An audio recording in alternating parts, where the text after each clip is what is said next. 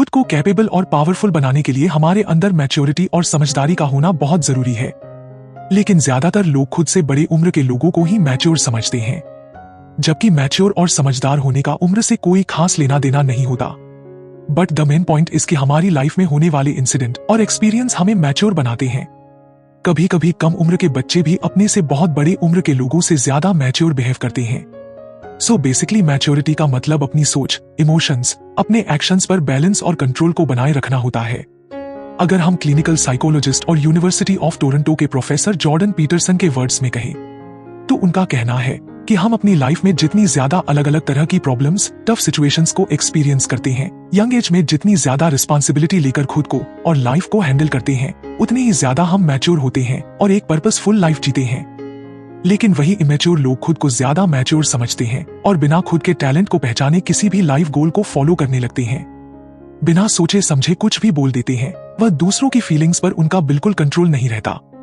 साथ ही over reaction वो बहुत ज्यादा करते हैं और कूल दिखने के चक्कर में अपने आप को बहुत ज्यादा सीरियसली लेते हैं और लोगों की छोटी छोटी बात का बुरा मान जाते हैं, दिल पर लगा लेते हैं।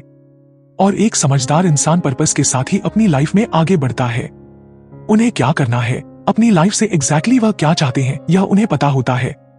वह कुछ भी बोलने से पहले थोड़ा सोचते जरूर हैं, दूसरों की फीलिंग्स पर अपना कंट्रोल रखते हैं, चाहे सिचुएशन जैसी भी हो उसमें शांत रहकर उसे हैंडल करना उन्हें बखूबी आता है। सो गाइस, चलिए आज के इस वीडियो में हम जानते हैं कि हम खुद को मैच्योर और समझदार पर्सन कैसे बना सकते हैं।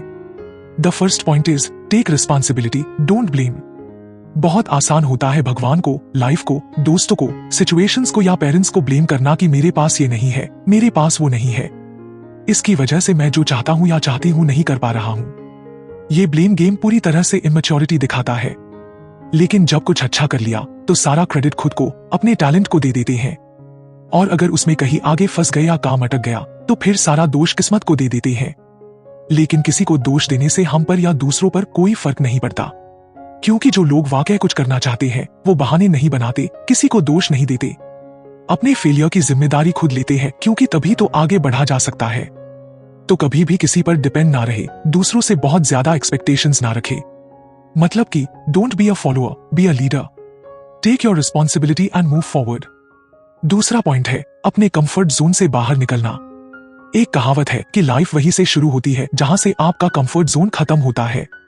कंफर्ट जोन से निकलना आपके लिए लाइफ चेंजिंग हो सकता है और मैच्योर भी। वही लोग होते हैं जो अपने कंफर्ट जोन में ना रहकर अपनी लाइफ में ग्रोथ करते रहते हैं।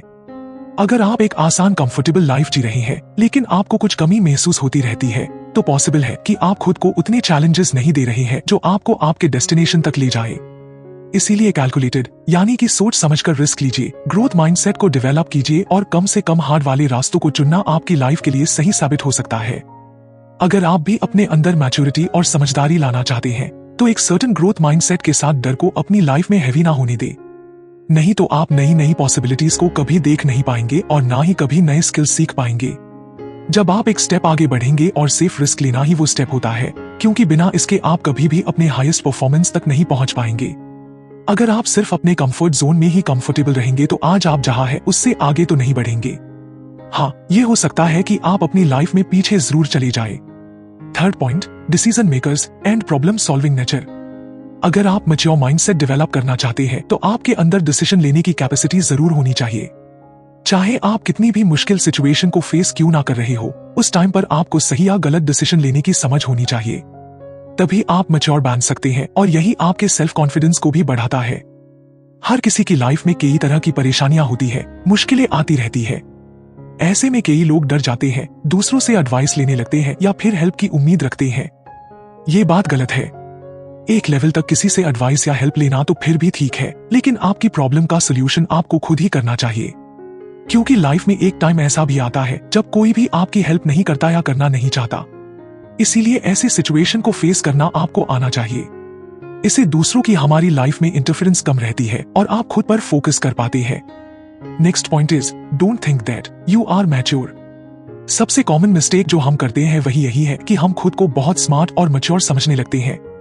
हम सामने वाले से खुद को ज्यादा समझदार समझने लगते हैं और यही रीजन होता है कि हम इम्प्रूव नहीं कर पाते, क्योंकि खुद को परफेक्ट समझने से कुछ भी नया सीखने और खुद को बेहतर बनाने की गुंजाइश को हम लगभग खत्म कर देते हैं। लेकिन जब हम अपने आप को बाकी लोगों की तरह एक नॉर्मल पर्सन समझते हैं तो हमारे आसपास के लोगों से हम खुद को रिलेट कर पाते हैं। और ज्यादातर लोगों का तो यही मानना होता है कि लोग तो मुझे समझते ही नहीं है और मेरी सोच लोगों से बहुत अलग है। लेकिन सिर्फ मान लेना और रियलिटी में ऐसा होना दोनों अलग चीजें हैं, क्योंकि आपका बिहेवियर, आपके एक्शंस आपके बारे में काफी कुछ रिवील करते हैं। तो आप मैच्योर है, ये बात आपको लोगों को कह के नहीं बतानी है, बल्कि ये प्रूव करके दिखाना होता है। Next point is be proactive not reactive. किसी टफ सिचुएशन को हैंडल करने के लिए हमेशा दो ऑप्शंस होते हैं। या तो हम प्रोएक्टिवली आराम से सोच समझकर सिचुएशन को हैंडल कर सकते हैं, या फिर रिएक्टिव यानी कि सडन रिएक्शन बिना सोचे समझे अनकंट्रोल्ड रहकर रिएक्ट कर सकते हैं। जैसे कि किसी सिचुएशन में बहुत ज्यादा एक्साइटेड हो जाना या बहुत गुस्सा हो जाना। लेकिन जब हम ऐसे रिएक्शंस लेते हैं तो ये हमारे लिए नुकसानदायक होते हैं और साथ ही वो हमें एक गैर जिम्मेदार और शॉर्ट टेम्पर्ड पर्सन भी दिखाते हैं। अगर आप लाइफ में बेस्ट डिसीजंस लेना चाहते हैं, लाइफ को सही डायरेक्शन देना चाहते हैं, तो प्रोएक्टिव रिस्पॉन्स की क्वालिटी को अपने अंदर जरूर डेवलप कीजिए, क्योंकि प्रोएक्टिव रहना ही आपको लगातार बेहतर बनाता है, आपके माइंडसेट को स्ट्रॉन्ग बनाता है। सो हम कभी भी रिएक्टिविटी से मैच्योर नहीं हो सकते, इसे हमें बचने की जरूरत होती है।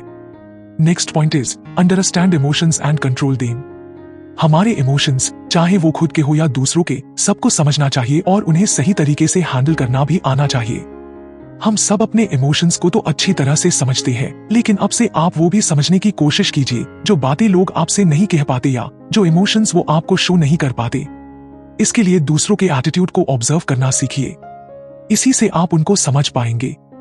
फॉर एग्जाम्पल, अगर आपका कोई फ्रेंड है जिसने गुस्से में आपको काफी कुछ गलत बोला है, लेकिन जब उसे रियलाइज होता है तो सामने वाले को माफ करना भी आपको आना चाहिए। वैसे ही अगर आपने किसी को कुछ कहा है तो सॉरी बोलने में शर्मिंदा मत होइए। यही चीजें मैच्योरिटी की निशानी होती है। Next point, stay away from drama. हम ज्यादातर उन्हीं लोगों की तरह बनते जाते हैं जिनके साथ हम अपना ज्यादातर समय बिताते हैं।